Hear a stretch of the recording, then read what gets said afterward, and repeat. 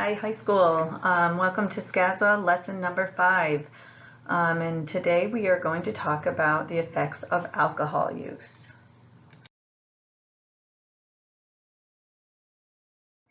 It is not uncommon for some to think of underage drinking as a harmless activity or even as a rite of passage, but the negative consequences of underage drinking, including its effects on brain development, are real and are definitely not harmless. But before we talk about how underage drinking affects the brain, let's talk a little bit about what's going on in your brain right now. So your brain will continue to develop into your mid-20s, and your teen years are a critical period in its development. So newer and more powerful sections of your brain are forming to give you a greater capacity to learn, to use better judgment, make better decisions, to better relate and connect with people. So why do you think that this process is, or what do you think this process is preparing you for? Okay, that's right. The continued healthy development of your brain prepares you for the challenges you will face as an adult. So it's preparing you for adulthood. The brain works best in its normal, balanced state. When teenagers drink, the balanced state of the brain is disrupted. The alcohol takes over and slows down brain activity. The hippocampus is the part of the brain that is affected the most by underage drinking. Okay, this part of the brain function is responsible for learning and for memory. Okay, and the most damage occurs to this part of the brain during the hangover stage. Okay, so after the person drinks, and experiences a hangover, this is when this damage occurs. So drinking alcohol sets up a kind of tug of war between the brain and the alcohol. So the brain is on one side saying, no, I don't want anything to change the way I work. And the alcohol is on the other side, slowing down the brain's activity.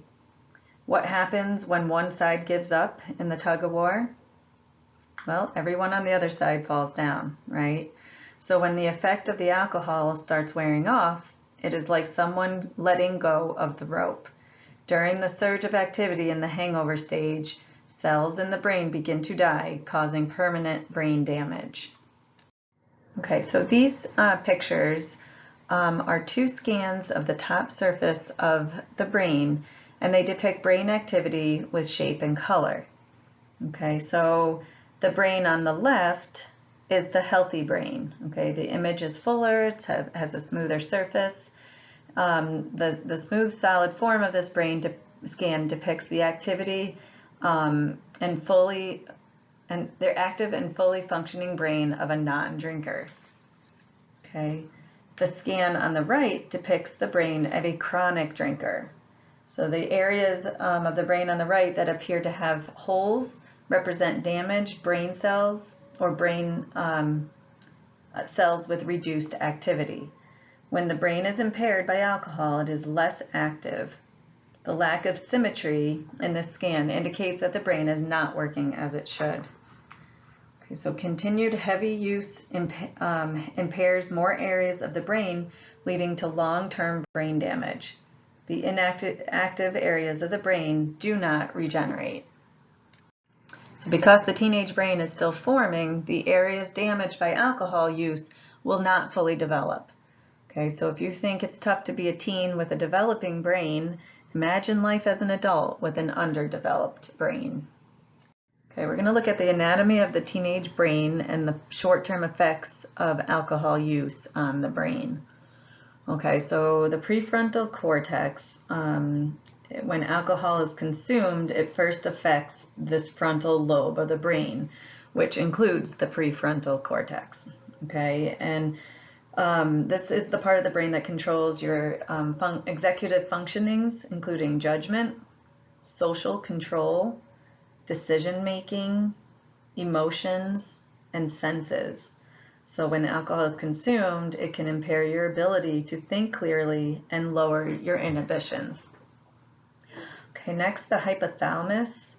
This is the part of your brain that controls your heart rate. And when someone consumes alcohol, it can slow down your heart rate. Okay. The hippocampus is the part of the brain that controls memory. Alcohol consumption can cause memory loss and blackouts. Alcohol can impact your ability to learn. Okay. Next, the medulla oblongata. This is the part of the brain that controls breathing and maintains your body temperature. So alcohol can decrease or depress your respiratory functioning, slows down your breathing, and binge drinking can actually shut down this part of your brain, and it can lead to a coma. Okay, and lastly, the cerebellum. This is the part of the brain that coordinates movement. Okay, so when alcohol is consumed, it can slow down your reflexes and cause you to lose your balance. Alcohol use by someone under the legal drinking age is considered alcohol abuse because of the negative effects of alcohol on the developing brain and body. So what are some other consequences of underage drinking? I listed some here. You could experience alcohol poisoning. It, like we said, alters your brain development. Academic failure, your grades could start going down. You're not focusing on your grades. Okay, criminal behavior. Remember, you don't make good choices, so you could get in trouble with the law or with your parents. Fetal alcohol syndrome, that's if someone is pregnant and they drink while they are pregnant, it reaches the baby, the fetus. You could experience a hangover, injury, liver damage, STDs, unintended pregnancies, traffic crashes, and DWIs, bad reputation, blurred vision, slurred speech, loss of balance and coordination, slowed breathing. You could pass out or black out, can lead to a coma and death, making poor decisions, violence, and legal problems. These serious negative consequences that we just listed can interfere with a person's ability to reach their goals. Okay, so think of the goals that you're working towards and how these negative consequences could interfere with the goals that you have named, right, for you to achieve in your life. Okay, what would these consequences of underage drinking do to affect your ability to reach these goals? So even with all of these negative consequences that we've talked about of drinking alcohol, some teenagers still choose to drink. Okay, so think about that for a minute. I want you to take out a piece of paper, and I want you to write down the first words that come to your mind when I say, when teenagers drink alcohol, they expect alcohol to make them feel blank. Okay, so there's no right or wrong answers, just write down what comes to mind. So how many of you wrote an answer about something a person would want to feel? Okay, so example, you might have said to feel cool or to fit in or to feel attractive or to feel calm. Okay, how many of you answered something about something a person would not want to feel? Okay, so nauseous, and vomiting, slurred speech, bad coordination, those are some of those examples of something that someone would not want to feel. Okay, so many of your answers are probably a positive, something that a person would want to feel. Okay, so this is where we're going to get into talking about expectations. Okay, so what's an expectation? An expectation is a belief that something will happen. Okay, so we often have expectations of the products we buy. So think about it. When you buy a new pair of shoes, you expect those shoes to do something for you. And those expectations influence your decision to buy them. So maybe your expectations of buying a new pair of shoes is to help you run faster, or to have you help you look cool or be in style. Maybe it'll make you more comfortable or look taller. So some people are drawn to alcohol by a positive expectation, okay, of what drinking will do for them. However, these expectations, these positive expectations that you might have listed, they do not factor in the true consequences of drinking alcohol. So where do you think these false expectations come from? Well, maybe you saw it in a movie, okay, or on TV. Maybe you saw a parent or an adult. Maybe you just hear it's what people say. So what we see on TV and in the movies as well as in the actions of the people around us contribute to our expectations. So let's examine the prevalence of alcohol references in song lyrics to see how it can influence our expectations about alcohol.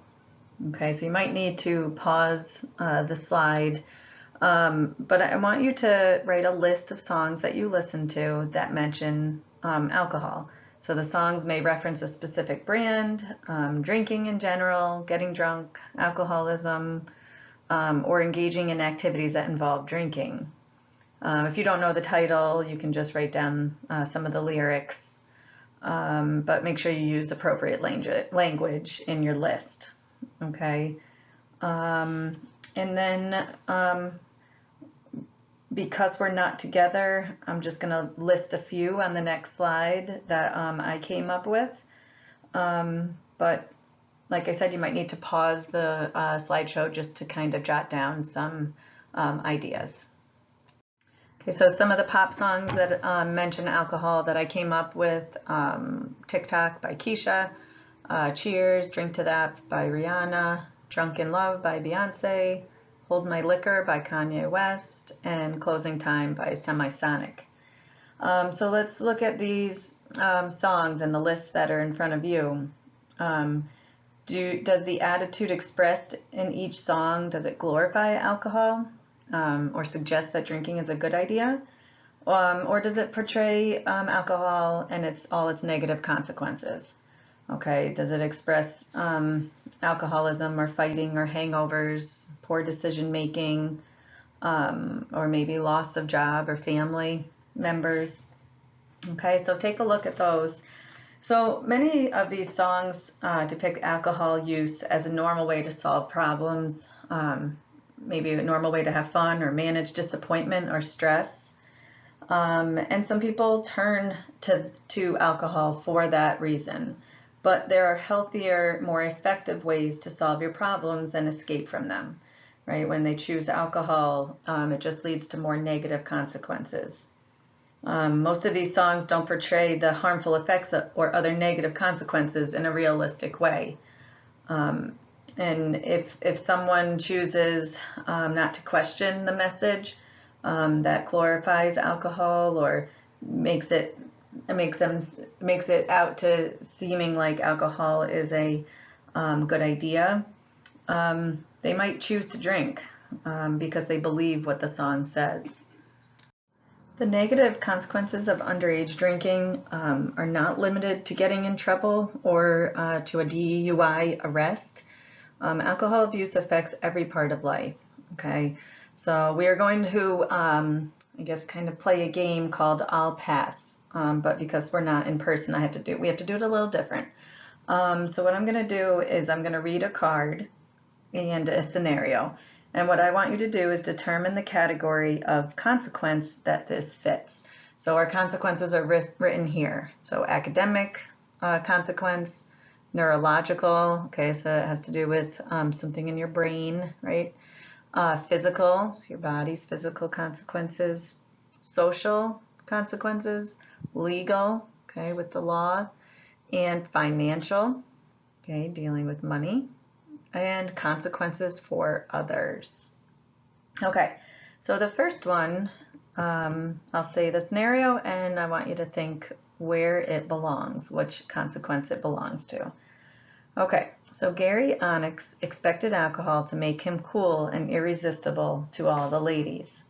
Okay, instead, when he approached the girls to talk, they walked away. They didn't want to be associated with someone who drinks alcohol. Okay, what consequence would this lead to or be matched with? Okay, if you said social, good job. Okay, people are not wanting to be associated with someone that makes that decision to drink alcohol.